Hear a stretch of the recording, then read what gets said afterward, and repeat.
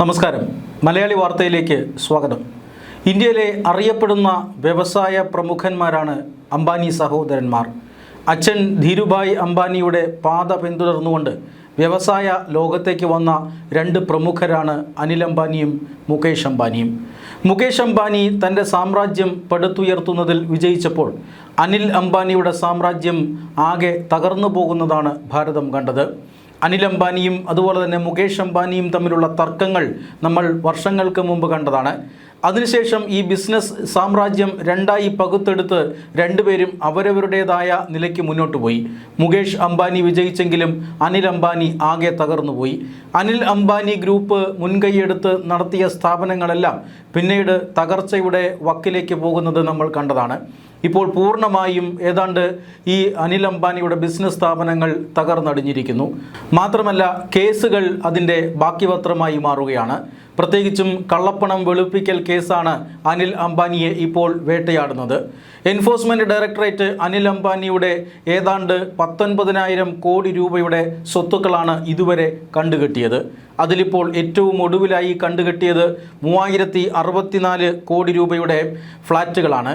അനിൽ അംബാനിയുടെ ഫ്ലാറ്റും മുംബൈയിലെ ഫ്ലാറ്റും അതുപോലെ തന്നെ അദ്ദേഹത്തിൻ്റെ മകൻ്റെ ഫാം ഹൗസുമെല്ലാം ഇപ്പോൾ ED ഏറ്റവും ഒടുവിലായി കണ്ടുകെട്ടിയിട്ടുണ്ട്. പൊതുജനങ്ങളുടെ താല്പര്യം സംരക്ഷിക്കുന്നതിനും ബാങ്കുകളുടെ താല്പര്യം സംരക്ഷിക്കുന്നതിനും ഈ തർക്കത്തിലുള്ള ഇത്തരത്തിലുള്ള ആസ്തികൾ വിറ്റുപോകാതിരിക്കാനുമൊക്കെയാണ് താൽക്കാലികമായി ഈ വസ്തുവകകൾ കണ്ടുകെട്ടിയത് എന്നാണ് ED വിശദീകരിക്കുന്നത്. അനിൽ അംബാനിയുടെ ഈ ലോൺ കേസുമായി ബന്ധപ്പെട്ട്, അതായത് വിവിധ ധനകാര്യ സ്ഥാപനങ്ങളിൽ നിന്നും അതുപോലെ തന്നെ ബാങ്കുകളിൽ നിന്നും വായ്പ എടുക്കുകയും ഈ വായ്പ എടുക്കുന്നത് ഒരു പ്രത്യേക ഉദ്ദേശത്തിനാണ്, എന്നാൽ ആ ഉദ്ദേശത്തിന് ഇത് ചെലവഴിക്കാതെ ഈ വായ്പ വകമാറ്റി ചെലവഴിക്കുകയും പിന്നീട് തിരിച്ചടയ്ക്കാൻ കഴിയാത്ത ഒരു സാഹചര്യത്തിലേക്ക് എത്തിച്ചേരുകയും ചെയ്തു. അനിൽ അംബാനിയുടെ റിലയൻസ് കമ്മ്യൂണിക്കേഷൻസ് ലിമിറ്റഡിൻ്റെ പേരിലാണ് ഭൂരിഭാഗം കേസുകളും. ഇത്തരത്തിൽ തിരിച്ചടയ്ക്കാൻ കഴിയാത്ത അല്ലെങ്കിൽ ഇതുവരെ തിരിച്ചടവ് മുടക്കം വരുത്തിയിട്ടുള്ള വായ്പകളിൽ 40,000 കോടിയോളം രൂപയുണ്ട് എന്ന് കേന്ദ്ര സർക്കാർ ഏജൻസികൾ വെളിപ്പെടുത്തുകയാണ്.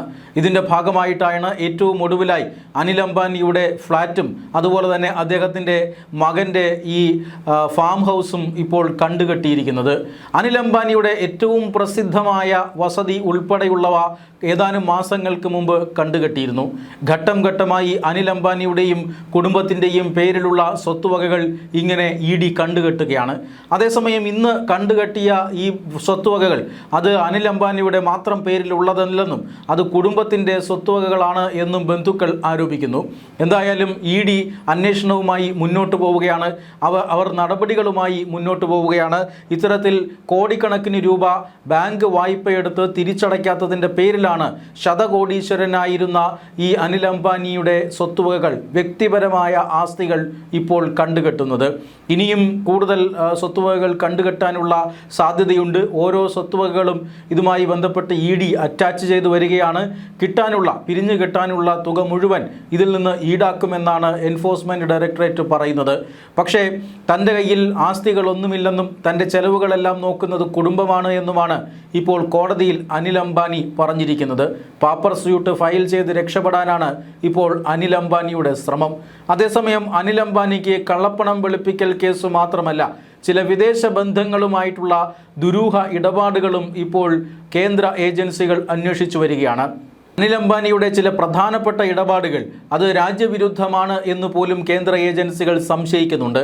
അത് മറ്റൊന്നുമല്ല, അനിൽ അംബാനിയുടെ ബിസിനസ് സാമ്രാജ്യം ഇന്ത്യയിലെ ബാങ്കുകളിൽ നിന്ന് മാത്രമല്ല വിദേശത്തെ ബാങ്കുകളിൽ നിന്നും വായ്പ എടുത്തിട്ടുണ്ട്.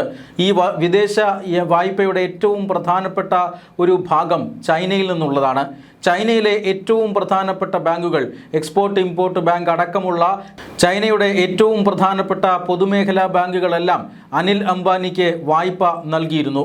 ഈ വായ്പ ഏതാണ്ട് 13,000 കോടി രൂപ ഇന്ത്യൻ രൂപയിലേക്ക് മാറ്റുകയാണ് എങ്കിൽ ഏതാണ്ട് 13,000 കോടി രൂപ വരും എന്നാണ് കേന്ദ്ര ഏജൻസികൾ കണക്കാക്കുന്നത്. ഇങ്ങനെ ചൈനയുടെ ബാങ്കിൽ നിന്നെടുത്ത വായ്പകളും അനിൽ അംബാനി ഈ ഉദ്ദേശത്തിന് ചെലവഴിച്ചിട്ടില്ല. ബാങ്കിൽ നിന്നും വായ്പ കൊടുക്കുന്നത് ഒരു പ്രത്യേക ഉദ്ദേശത്തിനായിട്ടാണ്. ആ ഉദ്ദേശത്തിലായി തന്നെ ഈ വായ്പയുടെ പണം ചെലവഴിക്കുക ഒഴിക്കേണ്ടതുണ്ട്. വിദേശ വായ്പകളും ഇത്തരത്തിൽ ഉദ്ദേശിച്ച പദ്ധതികളിന്മേൽ ചെലവഴിച്ചിട്ടില്ല. മാത്രമല്ല അത് വകമാറ്റി ചെലവഴിക്കുന്നു.